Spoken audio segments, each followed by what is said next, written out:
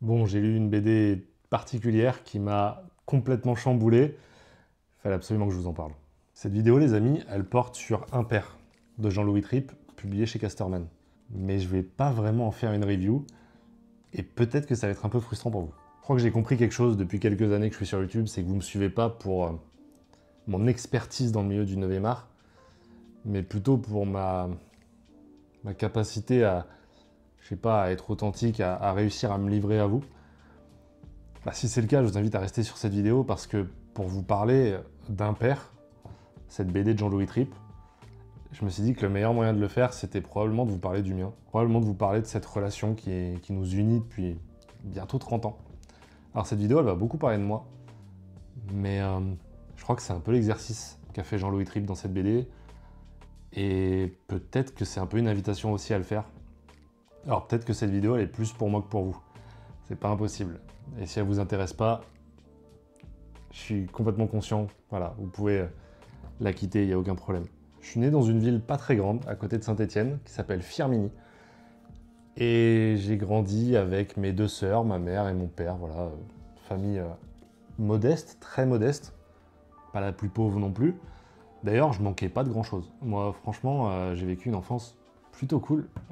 Je manquais d'aucun jouet, on avait la télé, j'avais même une ou deux consoles. Franchement, j'étais le gamin le plus heureux, hein. Comme je vous l'ai dit, j'ai deux sœurs, une plus grande et une plus petite. Et du coup, moi, j'étais ce gars au milieu déjà, tu vois. J'étais au milieu de tout ça. Mon père, lui, il avait vraiment le rôle du patriarche classique, tu vois. C'est vraiment... il travaillait dans une usine de nuit, c'est important. Moi, grosso modo, je voyais que ça, quoi. Il travaillait la nuit, il arrivait, il dormait, normal. Et en début d'après-midi, début de soirée, grosso modo, il me gueulait dessus. C'est comme ça que je le ressentais à l'époque. Et Jean-Louis Tripp, au début de sa BD, il dit un truc hyper intéressant. Il dit qu'il a écrit une autre BD qui s'appelait Mon frère, je crois, où il parle du décès de son frère.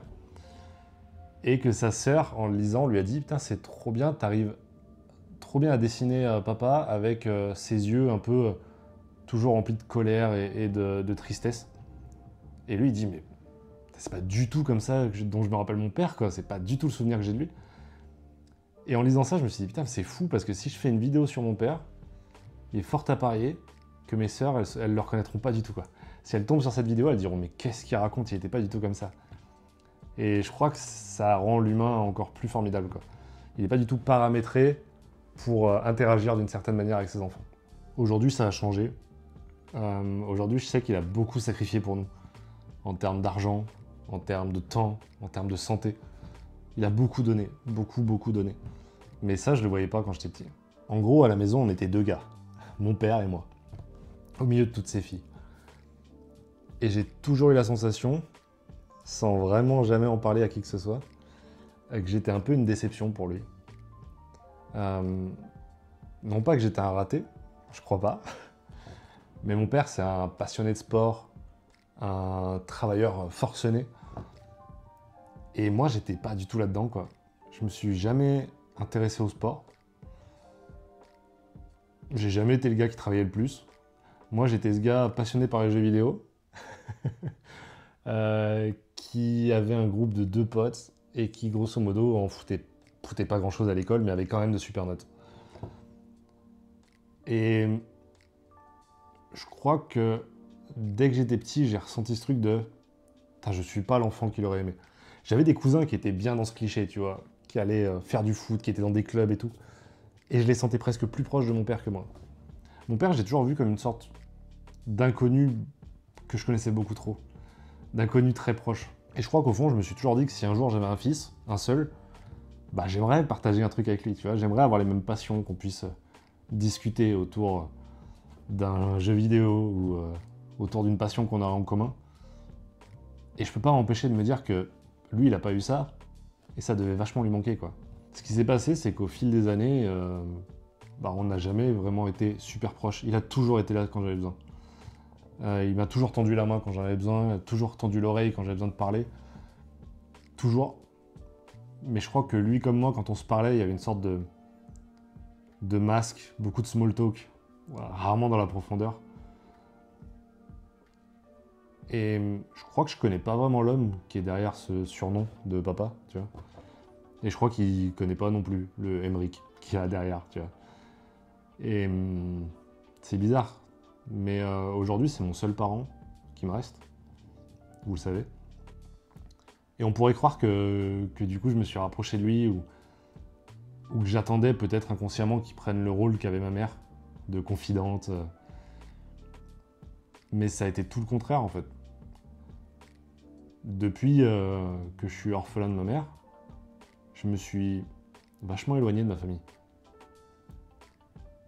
Et en faisant cette vidéo, je me suis rendu compte, en fait, tout simplement que si je m'étais éloigné, c'était peut-être aussi une sorte de mécanisme de défense un peu bizarre.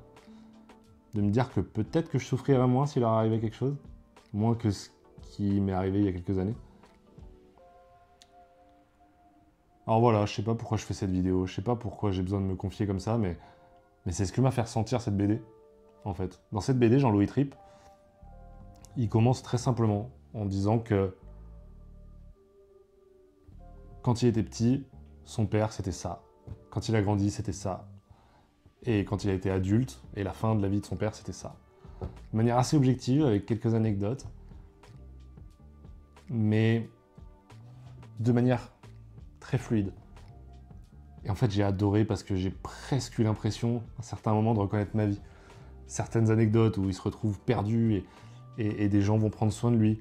Des moments où son père va s'énerver, etc. Il y a des moments où j'avais presque l'impression qu'on m'avait volé mes anecdotes de vie. Je trouvais ça hyper touchant. Hyper touchant. C'est génial comme BD parce que quand j'ai lu le synopsis, quand je l'ai demandé à Casterman, je me suis dit ok, c'est pour les gens qui ont une relation particulière avec leur père. Et peut-être que ça ne sera pas mon cas, parce que je la considérais assez classique, ma relation avec mon père. Et en fait, je crois que ça s'adresse à tous les fils d'eux.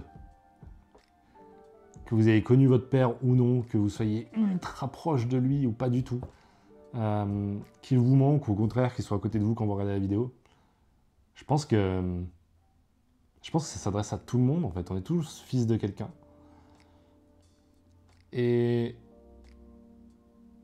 c'est une de ces BD universelles, mais qui parle aux individus. Je sais pas si c'est clair. Ça m'avait fait ça avec Au-dedans. J'avais l'impression que c'était une BD qui me plairait qu'à moi. Et en fait, non, ça parlait à tout le monde, mais qu'à eux. Tu vois, c'était tout le monde le ressentait de manière individuelle. Et je trouve ça génial, en fait. Je trouve ça absolument génial. Que ce soit au niveau de la narration, que ce soit au niveau des personnages, que ce soit au niveau de l'introspection, de la réflexion sur cette relation. Je trouve ça génial. Voilà, je trouve ça génial ce qu'il a fait ici. Moi, je vous encourage évidemment à aller là-dessus parce que c'est hyper important. Moi, ça m'a fait remettre beaucoup de choses en perspective. C'est une vidéo qui est pas du tout simple à faire. Et si je l'ai faite, bah, dites-vous que c'est absolument grâce à cette BD. Et donc, elle va vraiment être importante pour moi dans cette année 2025. J'espère que peut-être ça vous aura touché. Peut-être que ça vous aura débloqué quelque chose pour contacter votre paternel. Pour ceux qui n'auraient pas ou plus de paternel, j'espère que ça vous aura pas fait trop mal. Ou alors le mal qui fait du bien, je le connais. Merci d'avoir suivi cette vidéo. Si elle vous a plu, n'hésitez pas à la liker, à la partager, parce que je pense que vous ne serez pas nombreux. C'est un exercice que j'ai envie de réessayer. J'ai lu une autre BD qui m'a un peu fait une sensation pareille. Donc en fonction des retours de celle-ci, peut-être que je me lancerai dans la deuxième. Merci beaucoup de l'avoir suivi. On se retrouve très bientôt pour une nouvelle vidéo. D'ici là, portez-vous bien, prenez soin de vos proches. Et ciao tout le monde.